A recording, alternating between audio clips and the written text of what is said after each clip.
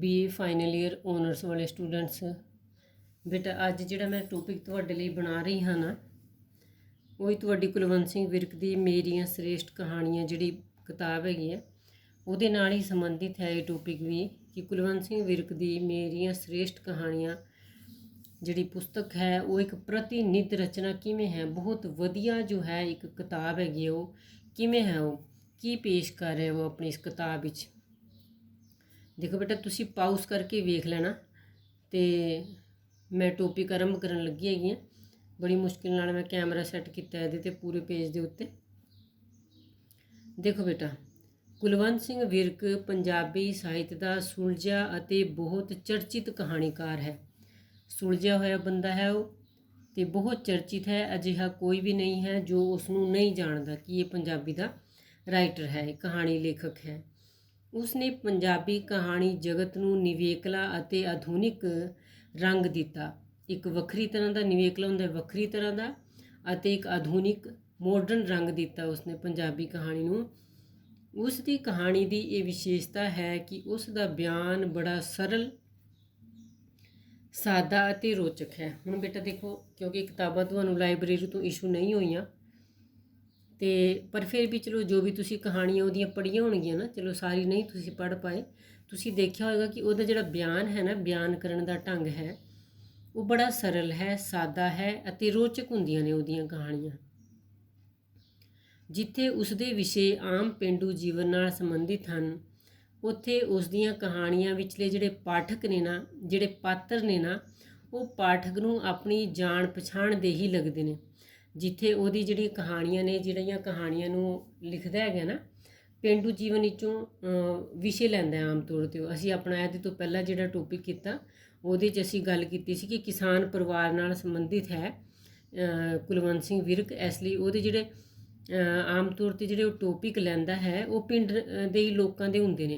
तो फिर पाठक नूं इंज लगता है कि जिवें ये पात्र जिहड़े पात्र की मैं कहानी पढ़ रहा हाँ, जिहड़ा उसने मेन करैक्टर बनाया है इहनूं तो मैं पछाणदा है क्योंकि उंज दे बंदे आम होंगे ने पिंड विच, जिवें ये कोई उन्हां विचों ही होए इंज लगता है उन्हां नूं, मतलब कि पाठक नूं इंज लगता है गल। भावें कुलवंत सिंह विरक की योग्यता मुताबक उस बारे उन्ना चिंतन नहीं हो सकिया, पर फिर भी बहुत सारे विद्वान आलोचक जिहड़े ने ना, मतलब कि जिन्नी कुलवंत सिंह विरक की योग्यता है उन्ना उहदे बारे चिंतन नहीं हो सकिया। लेखकां ने उन्ना चिंतन उहदे बारे नहीं किया, पर फिर भी बहुत सारे जिहड़े विद्वान ने ना, उन्हां आलोचकां ने उसनूं मानववादी, ये भी तुहाडे कोल क्वेश्चन आ जाता है कि मानवतावादी लेखक किवें हैगा वो, उहनूं मानवतावादी, उहनूं अग्रगामी, ये दिखा दें तुहानूं मानवतावादी, अग्रगामी, सुहिरद अते दयालु प्रवृत्ति वाला कहानीकार उन्होंने कहा जाता है। वरियाम सिंह संधू संत सिंह सेखों के हवाले नाल इस गल की पुष्टि करता है, मतलब कि वरियाम सिंह संधू संत सिंह सेखों के हवाले नाल इस गल की पुष्टि करता है कि वरियाम ये जिहड़ा अपना लेखक है ना कुलवंत सिंह विरक, वो मानवतावादी कहानीकार है। उस अनुसार विरक भावें ऐलान नहीं करता पर खामोश तौर पर उलिताड़े जा रहे लोगों का हमदर्द है। मतलब कि भावें विरक जोर दे के इस गल नूं नहीं कहता कि मैं तो उन्हां लोगों की गल करदा हाँ जिन्होंने समाज च कोई पुछदा नहीं, पर गल उन्हां लोगों की ही करता है जिन्हां लोगों नूं समाज चों लताड़िया गया है। वो खतरीवादी अते पूंजीवादी कीमतां नूं रद्द करता है। पूंजीवादी कीमतां नूं, खतरीवादी कीमतां नूं वो रद्द करता है। समाजवाद की गल करता है अपना कुलवंत सिंह विरक। तो विकास की प्रक्रिया विच गतिशील समाजिक कदरां कीमतां दा हमायती है। वो की चाहता है कि सारिਆਂ नूं बराबर का हक मिले, सारिਆਂ नूं जो है समाज विच आर्थिक पक्षों सारे बराबर होण ते पूंजीवाद का जिहड़ा बोलबाला है वो खत्म होवे। इसलिए उसका मानवतावाद पिछां खिंचू नहीं, सगों सेखों के कहण वांग उसका कला सिद्धांत अग्रगामी मानववाद है। मतलब कि इस लाइन में तुसी दोबारे रिपीट ना करना क्योंकि ये लाइन ऊपर आ गई है कि सेखों जो है वो की कह रहा है कि संत सिंह सेखों इस करके मानवतावादी लेखक है क्योंकि वो समाज की भलाई की गल करता है अपनियां कहानियां विच। वो समाज के अगाह वधू ਵਿਚਾਰਾਂ ਦੀ ਗੱਲ ਆਪਣੀਆਂ ਕਹਾਣੀਆਂ 'ਚ ਕਰਦਾ ਹੈ। ਉਹਨਾਂ ਲੋਕਾਂ ਦੀ ਗੱਲ ਕਰਦਾ ਹੈ ਜਿਹੜੇ ਲੋਕਾਂ ਦੀ ਕੋਈ ਗੱਲ ਨਹੀਂ ਕਰਦਾ, ਲਤਾੜੇ ਲੋਕਾਂ ਦੀ ਗੱਲ ਕਰਦਾ ਉਹ। ਇਸ ਕਰਕੇ ਉਹ ਮਾਨਵਤਾਵਾਦੀ ਲੇਖਕ ਹੈਗਾ। ਕੁਲਵੰਤ ਸਿੰਘ ਵਿਰਕ ਸੂਖਮ ਸੋਚ ਦਾ ਮਾਲਕ ਹੈ। ਸੂਖਮ ਹੁੰਦਾ ਬੜੀ ਬਰੀਕੀ ਨਾਲ ਜਿਹੜਾ ਬੰਦਾ ਸੋਚਦਾ ਹੈ। ਉਹ ਜ਼ਿੰਦਗੀ ਦੀ ਨਿੱਕੀ ਤੋਂ ਨਿੱਕੀ ਘਟਨਾ ਨੂੰ ਵੀ ਕਹਾਣੀ ਉਸਾਰ ਦਿੰਦਾ ਹੈ। ਛੋਟੀ ਤੋਂ ਛੋਟੀ ਚੀਜ਼ ਤੇ ਗੱਲ ਤੇ ਵੀ ਜੋ ਹੈ ਕੁਲਵੰਤ ਸਿੰਘ ਵਿਰਕ ਕਹਾਣੀ ਉਸਾਰ ਦਿੰਦਾ ਹੈ। ਉਸ ਦੀ ਕਲਾ, ਉਸ ਦੀ ਪੰਜਾਬੀ, ਉਸ ਦੀ ਕਹਾਣੀ ਦੀ ਜਿਹੜੀ ਕਲਾ ਹੈ ਨਾ, ਉਹ ਜੋ ਹੈ ਉਸ ਨੂੰ ਬਾਕੀ ਕਲਾਕਾਰਾਂ ਤੋਂ, ਕਹਾਣੀਕਾਰਾਂ ਤੋਂ ਵੱਖਰਾ ਕਰਦੀ ਹੈ। ਸੰਤ ਸਿੰਘ ਸੇਖੋਂ ਇਸ ਬਾਰੇ ਲਿਖਦਾ ਹੈ ਕਿ ਮੈਂ ਵਿਰਕ ਨੂੰ ਜੀਵਨ ਦੇ ਸਧਾਰਨ ਯਥਾਰਥ ਦੇ ਚਮਤਕਾਰਾਂ ਨੂੰ ਵਰਣਨ ਕਰਨ ਵਾਲਾ ਕਹਾਣੀਕਾਰ ਕਹਾਂਗਾ। ਕਿ ਜੀਵਨ ਦੀ ਰਿਐਲਿਟੀ ਨੂੰ ਇਸ ਢੰਗ ਨਾਲ ਪੇਸ਼ ਕਰਦਾ ਹੈ ਕੁਲਵੰਤ ਸਿੰਘ ਵਿਰਕ ਕਿ ਇੰਝ ਲੱਗਦਾ ਹੈ ਜਿਵੇਂ ਕੋਈ ਚਮਤਕਾਰੀ ਵਰਣਨ ਕੋਈ ਕਰ ਰਿਹਾ ਹੋਵੇ। ਉਹ ਇਸ ਤਰ੍ਹਾਂ ਉਸ ਦੀ ਕਹਾਣੀ ਕਲਾ ਦੀ ਸਭ ਤੋਂ ਵੱਡੀ ਖੂਬੀ ਇਹ ਹੈ ਕਿ ਉਹ ਕਿਸੇ ਵੀ ਸਧਾਰਨ ਘਟਨਾ ਵਿੱਚੋਂ ਅਸਧਾਰਨ ਅਰਥ ਲੱਭਣ ਦਾ ਯਤਨ ਕਰਦਾ ਹੈ। ਮਤਲਬ ਕਿ ਘਟਨਾ ਉਹ ਸਧਾਰਨ ਹੀ ਹੋਏਗੀ, ਪਰ ਯਤਨ ਕਿਹੜਾ ਕਰਦਾ ਹੈ ਵਿਰਕ? ਅਸਧਾਰਨ ਯਤਨ ਕਰਦਾ ਹੈ। ਉਹ ਹਮੇਸ਼ਾ ਹੀ ਕਿਸੇ ਸ਼ਕਤੀਸ਼ਾਲੀ ਖਿਆਲ ਨੂੰ, ਮਤਲਬ ਕਿ ਖਿਆਲ ਬੜਾ ਸ਼ਕਤੀਸ਼ਾਲੀ ਹੁੰਦਾ ਜਿਹਦੇ ਉੱਤੇ ਉਹ ਕਹਾਣੀ ਲਿਖਦਾ ਹੈ। ਖਿਆਲ ਨੂੰ ਜਿਹੜਾ ਸਮਾਜਿਕ ਪਰਿਸਥਿਤੀਆਂ ਅਤੇ ਮਨੁੱਖੀ ਸੁਭਾਅ ਵਿੱਚੋਂ ਉੱਭਰਦਾ ਹੋਏ ਨਾ, ਅਜਿਹੇ ਖਿਆਲ ਨੂੰ ਲੈ ਕੇ ਉਹ ਕਹਾਣੀ ਲਿਖਦਾ ਹੈ। ਉਸ ਨਾਲ ਸਾਡੀ ਸਾਂਝ ਪੁਆਉਣ ਦਾ ਯਤਨ ਕਰਦਾ ਹੈ ਵਿਰਕ। ਇਹੀ ਕਾਰਨ ਹੈ ਕਿ ਉਸ ਦੀਆਂ ਕਹਾਣੀਆਂ 'ਚ ਜਿਹੜਾ ਹੈ ਉਹ ਸੱਜਰਾਪਣ ਹੈ ਅਤੇ ਨਵੀਨਤਾ ਹੈ। ਸੱਜਰਾ ਹੁੰਦਾ ਨਰੋਈਆਂ ਨਵੀਆਂ ਕਹਾਣੀਆਂ ਨੇ ਉਹਦੀਆਂ, ਵਿਰਕ ਦੀਆਂ, ਬਿਲਕੁਲ। ਫਿਰ ਹੈ ਨੈਕਸਟ ਪੈਰਾਗ੍ਰਾਫ ਵੇਖੋ। ਕੁਲਵੰਤ ਸਿੰਘ ਵਿਰਕ ਦੇ ਕੁੱਲ 8 ਕਹਾਣੀ ਸੰਗ੍ਰਹਿ ਪ੍ਰਕਾਸ਼ਿਤ ਹੋ ਚੁੱਕੇ ਨੇ। ਹੁਣ ਬੇਟਾ ਇਹਦੇ 'ਚੋਂ ਜੋ ਹੈ ਉਹ ਤੁਹਾਨੂੰ ਸ਼ੋਰਟ ਕੁਐਸਚਨ ਵੀ ਆ ਜਾਂਦੇ ਨੇ ਕਿ ਹੋਰ ਕਿਹੜੇ ਕਿਹੜੇ ਉਹਦੇ ਕਹਾਣੀ ਸੰਗ੍ਰਹਿ ਨੇ। 2 ਦੇ ਨਾਮ ਤੇ ਤੁਸੀਂ ਲਿਖਣੇ ਹੀ ਹੋਣਗੇ ਉੱਥੇ। ਫਿਰ ਕਿਹੜੇ ਕਿਹੜੇ ਕਹਾਣੀ ਸੰਗ੍ਰਹਿ ਨੇ ਦੇਖੋ। ਛਾਂ ਵੇਲਾ ਜੋ ਹੈ 1950 'ਚ, ਧਰਤੀ ਤੇ ਆਕਾਸ਼ 1951 'ਚ, ਤੂੜੀ ਦੀ ਪੰਡ 1954 'ਚ, ਏਕਸ ਕੇ ਹਮ ਬਾਰਿਕ 1955 'ਚ, ਦੁੱਧ ਦਾ ਛੱਪੜ 1957 'ਚ, ਗੋਲਾ 1961 'ਚ, ਅਤੇ ਨਵੇਂ ਲੋਕ ਜੋ ਹੈ 1967 'ਚ, ਅਤੇ ਅਸਤਬਾਜੀ 1984 'ਚ ਉਹਦੀ ਛਪਦੀ ਹੈ। ਉਸ ਦੇ ਕਹਾਣੀ ਸੰਗ੍ਰਹਿ ਦੁੱਧ ਦਾ ਛੱਪੜ ਨੂੰ 1949 ਬੋਲਦੇ ਨੇ ਵਿੱਚ ਭਾਸ਼ਾ ਵਿਭਾਗ ਪੰਜਾਬ ਵੱਲੋਂ ਸਰਵੋਤਮ ਇਨਾਮ ਮਿਲਿਆ, ਅਤੇ ਨਵੇਂ ਲੋਕ ਨੂੰ ਜੋ ਹੈ 1959 ਵਿੱਚ ਸਾਹਿਤ ਅਕਾਦਮੀ ਦੁਆਰਾ ਪ੍ਰਕਾਸ਼ਿਤ ਕੀਤਾ ਗਿਆ। ਹੁਣ ਦੋਵੇਂ ਸ਼ੋਰਟ ਕੁਐਸਚਨ ਨੇ ਇਹ ਵੀ ਤੁਹਾਡੇ ਕਿ ਅਵਾਰਡ ਕਿਹੜੇ ਨੂੰ ਮਿਲਿਆ ਪੰਜਾਬ ਵੱਲੋਂ ਸਰਵੋਤਮ ਕਹਾਣੀ ਦਾ? ਦੁੱਧ ਦਾ ਛੱਪੜ ਨੂੰ। ਅਤੇ ਸਾਹਿਤ ਅਕਾਦਮੀ ਦੁਆਰਾ ਕਿਹਨੂੰ ਪ੍ਰਕਾਸ਼ਿਤ ਕਰਾਇਆ ਗਿਆ? ਨਵੇਂ ਲੋਕ ਨੂੰ। ਉਸ ਦੀਆਂ ਅਨੇਕਾਂ ਕਹਾਣੀਆਂ ਅੰਗਰੇਜ਼ੀ ਤੋਂ ਇਲਾਵਾ ਕਈ ਹੋਰ ਭਾਸ਼ਾਵਾਂ ਵਿੱਚ ਵੀ ਅਨੁਵਾਦ ਹੋਈਆਂ। ਅਨੁਵਾਦ ਕਿਹਾ ਜਾਂਦਾ, ਉਲਥਾ ਕੀਤਾ ਗਿਆ ਉਹਦੀਆਂ ਕਹਾਣੀਆਂ ਦਾ, ਦੂਜੀਆਂ ਭਾਸ਼ਾਵਾਂ ਵਿੱਚ ਵੀ ਛਪਵਾਈਆਂ ਗਈਆਂ। ਮੇਰੀਆਂ ਸ੍ਰੇਸ਼ਟ ਕਹਾਣੀਆਂ ਕਦੋਂ ਛਪੀ ਇਹ ਕਿਤਾਬ? ਇਹ ਵੀ ਤੁਹਾਡਾ ਸ਼ੋਰਟ ਕੁਐਸਚਨ ਹੈਗਾ, ਨੋਟ ਕਰੀ ਜਾਣਾ ਬੇਟਾ ਇਹਨਾਂ ਨੂੰ ਨਾਲ ਨਾਲ। ਮੇਰੀਆਂ ਸ੍ਰੇਸ਼ਟ ਕਹਾਣੀਆਂ 2004 ਵਿੱਚ ਛਪਿਆ ਵਿਰਕ ਦੀਆਂ ਉੱਤਮ ਕਹਾਣੀਆਂ ਦਾ ਸੰਗ੍ਰਹਿ ਹੈ, ਅਤੇ ਜਿਹਦੇ ਵਿੱਚ ਟੋਟਲ 30 ਕਹਾਣੀਆਂ ਨੇ, 30 ਕਹਾਣੀਆਂ ਨੇ ਜਿਹਦੇ ਵਿੱਚ। ਇਸ ਵਿਚਲੀਆਂ ਕਹਾਣੀਆਂ ਦੀ ਚੋਣ ਇਸ ਸੰਗ੍ਰਹਿ ਨੂੰ ਵਿਰਕ ਦੀ ਕਹਾਣੀ ਕਲਾ ਦੀ ਪ੍ਰਤੀਨਿਧ ਰਚਨਾ ਸਥਾਪਿਤ ਕਰ ਦਿੰਦੀ ਹੈ। ਇਹਦੇ 'ਚ ਜਿਹੜੀਆਂ ਉਹਨੇ ਕਹਾਣੀਆਂ ਚੁਣ ਕੇ ਪਾਈਆਂ ਨੇ ਨਾ, ਉਹ ਜੋ ਹੈ ਵਿਰਕ ਦੀਆਂ ਕਹਾਣੀਆਂ ਨੂੰ ਦਾ ਉੱਤਮ ਕਾਵ ਸੰਗ੍ਰਹਿ ਬਣ ਜਾਂਦਾ ਉਹਦੇ ਨਾਲ। ਜਿਵੇਂ ਕਿ ਅਸੀਂ ਪਹਿਲਾਂ ਵੀ ਗੱਲ ਕੀਤੀ ਹੈ ਕਿ ਵਿਰਕ ਦੀਆਂ ਕਹਾਣੀਆਂ ਦੇ ਵਿਸ਼ੇ ਜ਼ਿਆਦਾਤਰ ਜਿਹੜੇ ਹੁੰਦੇ ਨੇ ਉਹ ਪੇਂਡੂ ਨੇ। ਪੇਂਡੂ ਜਨਜੀਵਨ,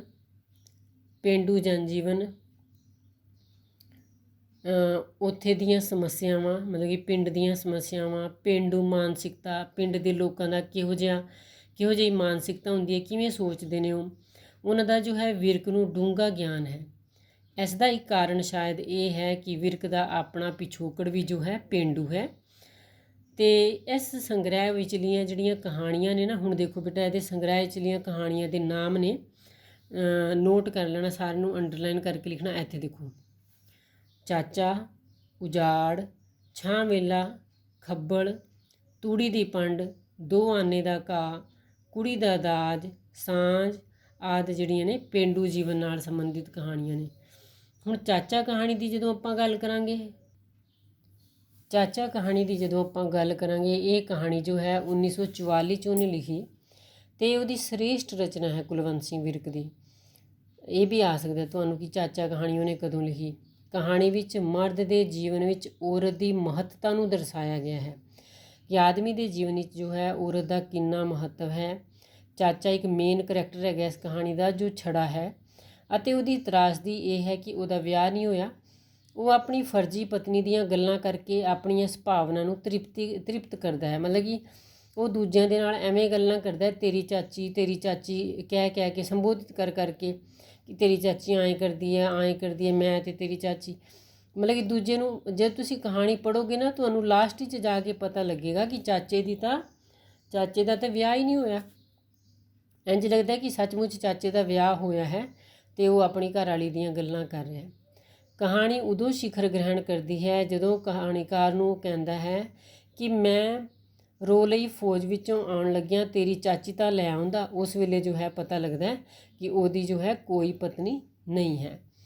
ਫਿਰ ਦੇਖੋ ਬੇਟਾ ਦੂਜੇ ਪੈਰਾਗ੍ਰਾਫ 'ਤੇ ਇੱਥੇ ਵੇਖੋ, ਵਿਰਕ ਦੀ ਮਾਨਵਤਾਵਾਦੀ ਸੋਚ ਵੀ ਇਸ ਸੰਗ੍ਰਹਿ ਵਿੱਚੋਂ ਉਤਪੰਨ ਹੁੰਦੀ ਹੈ। ਹੁਣ ਆਪਾਂ ਮਾਨਵਤਾਵਾਦੀ ਵਾਲੀ ਗੱਲ ਕੀਤੀ ਸੀ ਨਾ ਕਿ ਮਾਨਵਤਾਵਾਦੀ ਰਾਈਟਰ ਉਹ ਕਿਵੇਂ ਹੈਗਾ, ਉਹ ਗੱਲ ਵੀ ਇਸ ਕਹਾਣੀ ਸੰਗ੍ਰਹਿ 'ਚੋਂ ਪਤਾ ਲੱਗਦੀ ਹੈ।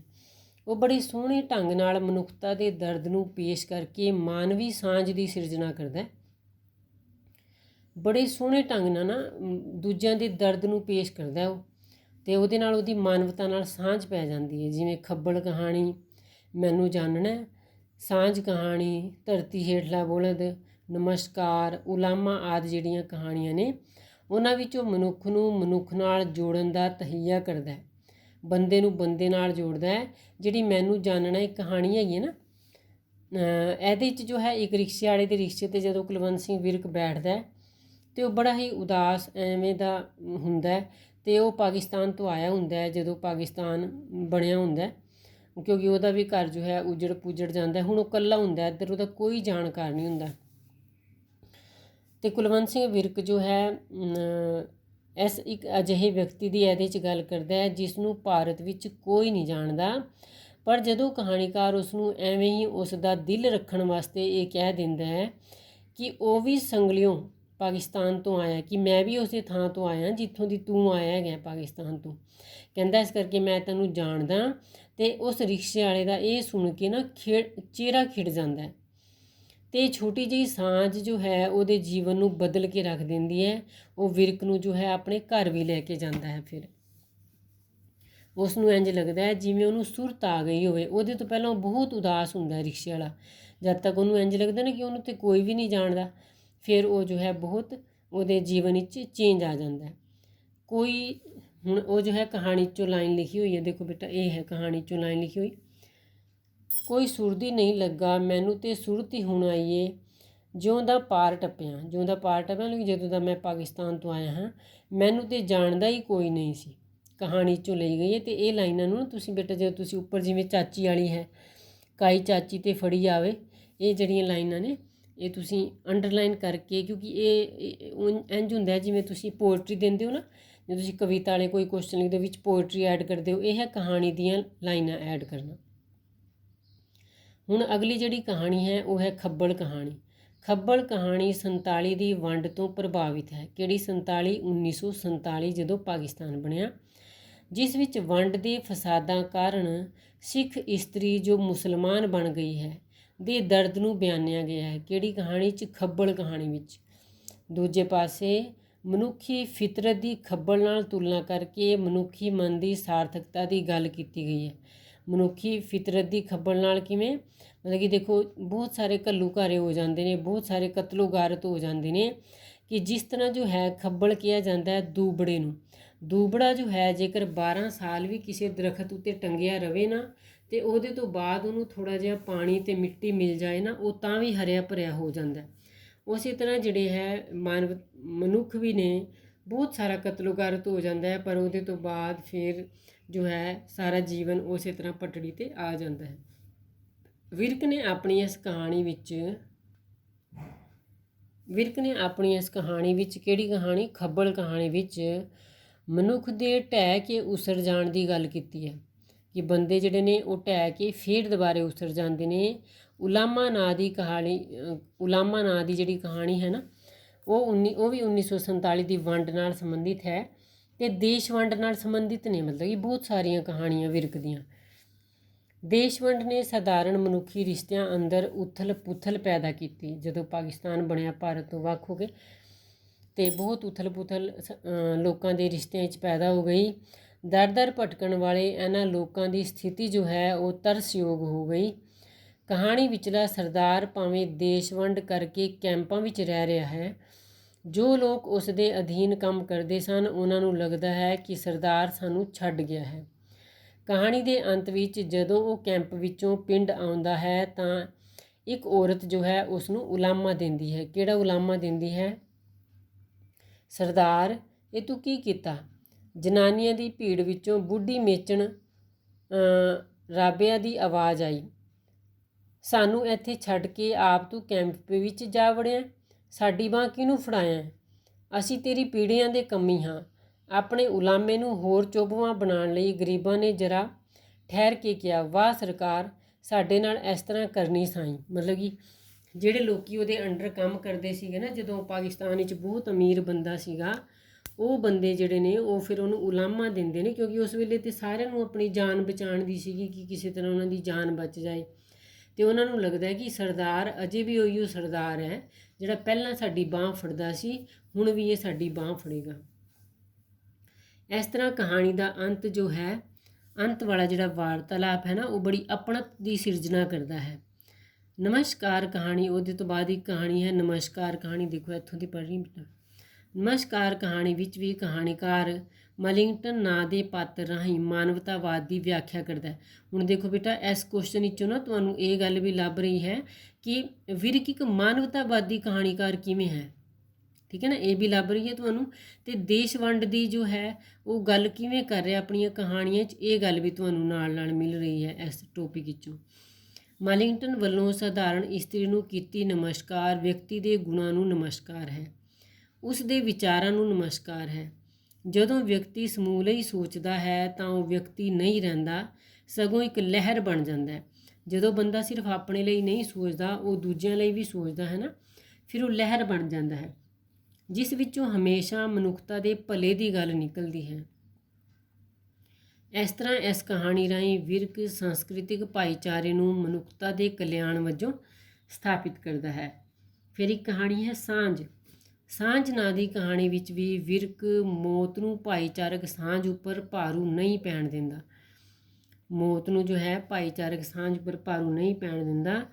ਕਹਾਣੀ ਵਿਚਲੇ ਸਰਦਾਰ ਦਾ ਜਵਾਈ ਇੱਕ ਸੜਕ ਦੁਰਘਟਨਾ ਵਿੱਚ ਮਾਰਿਆ ਜਾਂਦਾ ਹੈ ਅਤੇ ਸੜਕ ਦੇ ਨੇੜਲੇ ਜਿਨ੍ਹਾਂ ਵਿੱਚ ਉਸ ਦੇ ਨੌਕਰ ਮੁਜਾਰੇ ਵੀ ਸ਼ਾਮਿਲ ਨੇ ਨਾ, ਅਫਸੋਸ ਲਈ ਆਉਂਦੇ ਨੇ। ਮਤਲਬ ਕਿ ਉਹਦੇ ਨੌਕਰ ਵੀ ਅਫਸੋਸ ਦੇ ਲਈ ਆਉਂਦੇ ਨੇ।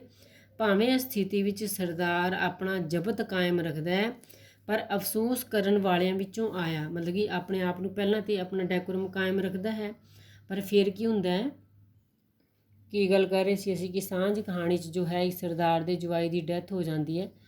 ਅਤੇ ਫਿਰ ਜਦੋਂ ਉਹਦੇ ਕੋਲ ਕੁਝ ਬੰਦੇ ਅਫਸੋਸ ਕਰਨ ਦੇ ਲਈ ਆਉਂਦੇ ਨੇ, ਅਤੇ ਇੱਕ ਬਾਬਾ ਜਦੋਂ ਉਹਨੂੰ ਦੱਸਦਾ ਹੈ ਕਿ ਕਈ ਸਾਲ ਹੋਏ ਉਸ ਦਾ ਜਵਾਈ ਵੀ ਮਰ ਗਿਆ ਸੀ, ਤਾਂ ਸਰਦਾਰ ਉਸ ਦੇ ਗਲ ਲੱਗ ਕੇ ਭੁੱਬਾਂ ਮਾਰ ਕੇ ਰੋ ਪੈਂਦਾ ਹੈ। ਕਹਾਣੀ ਇੱਥੇ ਹੀ ਖਤਮ ਹੋ ਜਾਂਦੀ ਹੈ, ਪਰ ਉਹਨਾਂ ਦੋਹਾਂ ਵਿਅਕਤੀਆਂ ਅੰਦਰ ਇੱਕ ਨਵੀਂ ਸਾਂਝ ਪੈਦਾ ਹੋ ਜਾਂਦੀ ਹੈ ਜਿਸ ਨੂੰ ਦਰਦ ਦੀ ਸਾਂਝ ਵਜੋਂ ਲਿਆ ਜਾ ਸਕਦਾ ਹੈ। ਦੇਖੋ, ਇਹ ਵੀ ਉਹਦਾ ਮਾਨਵਤਾਵਾਦੀ ਪੱਖ ਹੈ। ਕਹਾਣੀਕਾਰ ਦੋਹਾਂ ਪਾਤਰਾਂ ਦੇ ਟੁੱਟੇ ਆਪੇ ਨੂੰ ਸਾਰਥਕ ਅਰਥ ਦੇ ਕੇ ਉਹਨਾਂ ਅੰਦਰ ਪਏ ਹੋਏ ਮਾਨਵੀ ਬੀਜਾਂ ਨੂੰ ਸਾਡੇ ਸਾਹਮਣੇ ਰੂਬਰੂ ਕਰਦਾ ਹੈ। ਉਹਦੇ ਤੋਂ ਬਾਅਦ ਇੱਕ ਕਹਾਣੀ ਇਹੀਓ ਪੇਜ ਕਰਕੇ ਨਾ ਬੇਟਾ ਖ਼ਤਮ ਕਰਾਂਗੇ, ਕਿਉਂਕਿ ਬਹੁਤ ਲੰਬੀ ਹੋ ਗਈ ਵੀਡੀਓ। ਧਰਤੀ ਹੇਠਲਾ ਬਲਦ ਕਹਾਣੀ ਜਿਹੜੀ ਹੈਗੀ ਹੈ ਨਾਂ ਦੀ ਕਹਾਣੀ ਰਾਹੀਂ ਕੁਲਵੰਤ ਸਿੰਘ ਵਿਰਕ ਇਸ ਸਾਂਝ ਨੂੰ ਹੋਰ ਵਿਸ਼ਾਲਤਾ ਪ੍ਰਦਾਨ ਕਰਦਾ ਹੈ। ਕਹਾਣੀ ਇੱਕ ਫੌਜੀ ਅਤੇ ਉਸ ਦੀ ਛੁੱਟੀ ਦੀ ਮਹੱਤਤਾ ਵਿੱਚੋਂ ਉਸਾਰੀ ਗਈ ਹੈ। ਫੌਜੀਆਂ ਦੇ ਲਈ ਦੇਖੋ ਉਹਨਾਂ ਦੀ ਛੁੱਟੀ ਦੀ ਬੜੀ ਮਹੱਤਤਾ ਹੁੰਦੀ ਹੈ। ਕਰਮ ਸਿੰਘ ਅਤੇ ਮਾਨ ਸਿੰਘ ਦੋਵੇਂ ਫੌਜ ਵਿੱਚ ਸਨ। ਮਾਨ ਸਿੰਘ ਛੁੱਟੀ ਆਇਆ ਹੋਇਆ ਸੀ, ਜਿਸ ਦਾ ਪਿੰਡ ਕਰਮ ਸਿੰਘ ਦੇ ਪਿੰਡ ਦੇ ਤੋਂ ਥੋੜ੍ਹਾ ਹਟ ਕੇ ਦੂਰ ਸੀਗਾ, ਮਤਲਬ ਕਿ ਥੋੜ੍ਹਾ। ਮਾਨ ਸਿੰਘ ਦੇ ਆਉਣ ਮਗਰੋਂ ਕਰਮ ਸਿੰਘ ਜੋ ਹੈ ਮਾਰਿਆ ਜਾਂਦਾ ਹੈ। ਪਰ ਜਦੋਂ ਮਾਨ ਸਿੰਘ ਕਰਮ ਸਿੰਘ ਦੇ ਘਰ ਜਾਂਦਾ ਹੈ ਤਾਂ ਕਰਮ ਸਿੰਘ ਦਾ ਜਿਹੜਾ ਪਰਿਵਾਰ ਹੈ ਨਾ, ਉਸ ਨੂੰ ਕਰਮ ਸਿੰਘ ਦੀ ਮੌਤ ਬਾਰੇ ਪਤਾ ਹੀ ਨਹੀਂ ਲੱਗਣ ਦਿੰਦਾ। ਪਰ ਇੱਕ ਦਿਨ ਮਾਨ ਸਿੰਘ ਕਰਮ ਸਿੰਘ ਦੇ ਘਰ ਬੈਠਾ ਹੁੰਦਾ ਹੈ ਤਾਂ ਡਾਕੀਆ ਆ ਕੇ ਕਰਮ ਸਿੰਘ ਦੀ ਪੈਨਸ਼ਨ ਦਿੰਦਾ ਹੈ। ਇਸ ਤਰ੍ਹਾਂ ਸਾਰੀ ਗੱਲ ਜੋ ਹੈ ਉਹ ਫਿਰ ਨਿਕਲਦੀ ਹੈ ਗੱਲ ਬਾਹਰ ਕਿ ਕਰਮ ਸਿੰਘ ਦੀ ਤੇ ਡੈਥ ਹੋ ਗਈ।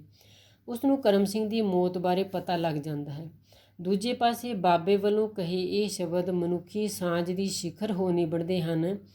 ਜਦੋਂ ਖੁਦ ਭਾਰ ਚੁੱਕ ਕੇ ਮਾਨ ਸਿੰਘ ਦੀ ਛੁੱਟੀ ਖਰਾਬ ਨਹੀਂ ਕਰਨਾ ਚਾਹੁੰਦਾ, ਉਹ ਕਹਿੰਦੇ ਕਿ ਮੈਂ ਨਾ ਤੇਰੀ ਮਾਨ ਸਿੰਘਾ ਤੇਰੀ ਛੁੱਟੀ ਖਰਾਬ ਨਹੀਂ ਕਰਨਾ ਚਾਹੁੰਦਾ ਸੀਗਾ, ਤੂੰ ਬੜੇ ਮਤਲਬ ਕਿ ਫੌਜੀ ਜਿਹੜੇ ਹੁੰਦੇ ਨੇ, ਕਿਉਂਕਿ ਉਹਨਾਂ ਦੇ ਲਈ ਉਹਨਾਂ ਦੀ ਛੁੱਟੀ ਬੜੀ ਅਹਿਮੀਅਤ ਰੱਖਦੀ ਹੈ। ਕਹਿੰਦਾ ਕਿ ਮੈਂ ਤੇਰੀ ਛੁੱਟੀ ਖਰਾਬ ਨਹੀਂ ਕਰਨਾ ਚਾਹੁੰਦਾ ਸੀ ਤੈਨੂੰ ਇਹ ਦੱਸ ਕੇ ਕਿ ਤੇਰੇ ਦੋਸਤ ਦੀ ਜੋ ਹੈ ਉਹ ਡੈਥ ਹੋ ਗਈ ਹੈ ਕਰਮ ਸਿੰਘ ਦੀ। ਹੁਣ ਦੇਖੋ ਉਹਦੇ 'ਚੋਂ 17 ਨੇ ਜਿਹੜੀਆਂ ਉਹ ਬੋਲਦਾ ਹੈ ਉਸ ਵੇਲੇ, ਕਹਿੰਦਾ ਐਵੇਂ ਅਸਾਂ ਆਖਿਆ ਮੁੰਡਾ ਛੁੱਟੀ ਆਇਆ ਏ, ਇਹਦੀ ਛੁੱਟੀ ਖਰਾਬ ਨਾ ਹੋਵੇ, ਆਪੇ ਛੁੱਟੀ ਕੱਟ ਕੇ ਪਲਟਨ ਵਿੱਚ ਜਾਵੇਗਾ, ਸੁਣ ਲਏਗਾ। ਫੌਜੀ ਨੂੰ ਛੁੱਟੀ ਬੜੀ ਪਿਆਰੀ ਹੁੰਦੀ ਏ, ਜਿੰਨੀ ਕਰਮ ਸਿੰਘ ਨੂੰ ਪਿਆਰੀ ਸੀ ਓਨੀ ਹੀ ਤੈਨੂੰ ਵੀ ਹੋਊ, ਸਗੋਂ ਬਹੁਤੀ ਹੋਊ। ਬਾੜ ਦੇ ਪਿੰਡਾਂ ਦੇ ਲੋਕ ਤਾਂ ਸਾਉਣ ਦੇ ਜੰਪਲ ਨੇ, ਉਹਨਾਂ ਨੂੰ ਥੋੜ੍ਹਾ ਔਖ ਵੀ ਬਹੁਤਾ ਦਿਸਦਾ ਹੋਊ, ਪਰ ਅਸੀਂ ਗੱਲ ਲੁਕਾਉਣ ਵਿੱਚ ਰਤਾ ਕਾਮਯਾਬ ਨਾ ਹੋਏ, ਐਵੇਂ ਬੇਸੁਆਦੀ ਹੀ ਕੀਤੀ। ਇਸ ਤਰ੍ਹਾਂ ਕਹਾਣੀ ਵਿੱਚ ਆਪਣੀ ਪੀੜਾ ਨੂੰ ਜਬਰ ਕਰਕੇ ਕਿਸੇ ਦੀ ਖੁਸ਼ੀ ਵਿੱਚ ਖੁਸ਼ ਹੋ ਕੇ ਸ਼ਰੀਕ ਹੋਣ ਦੀ ਸਾਂਝ ਜੋ ਹੈ ਅਸਲ ਵਿੱਚ ਮਨੁੱਖੀ ਸਾਂਝ ਦਾ ਪ੍ਰਤੀਕ ਬਣਦੀ ਹੈ। ਅਤੇ ਮਾਨ ਸਿੰਘ ਨੂੰ ਉਹ ਬਾਬਾ ਜੋ ਹੈ ਧਰਤੀ ਹੇਠਲਾ ਬਲਦ ਜਾਪਦਾ ਹੈ। ਕੀ ਜਾਪਦਾ ਹੈ ਫਿਰ ਉਹ ਮਾਨ ਸਿੰਘ ਨੂੰ? ਕਰਮ ਸਿੰਘ ਦਾ ਪਿਓ ਧਰਤੀ ਹੇਠਲਾ ਬਲਦ ਜਾਪਦਾ ਕਿ ਜਿਹੜਾ ਏਡਾ ਬੋਝ ਆਪਣੀ ਛਾਤੀ 'ਤੇ ਰੱਖਦਾ ਹੈ। ਹੁਣ ਬੇਟਾ ਇਹਦੇ ਤੋਂ ਅੱਗੇ ਜੋ ਵੀ ਮੈਟਰ ਰਹਿ ਗਿਆ ਉਹਨੂੰ ਅਗਲੀ ਵੀਡੀਓ 'ਚ ਕਰਾਂਗੇ। Okay, thank you.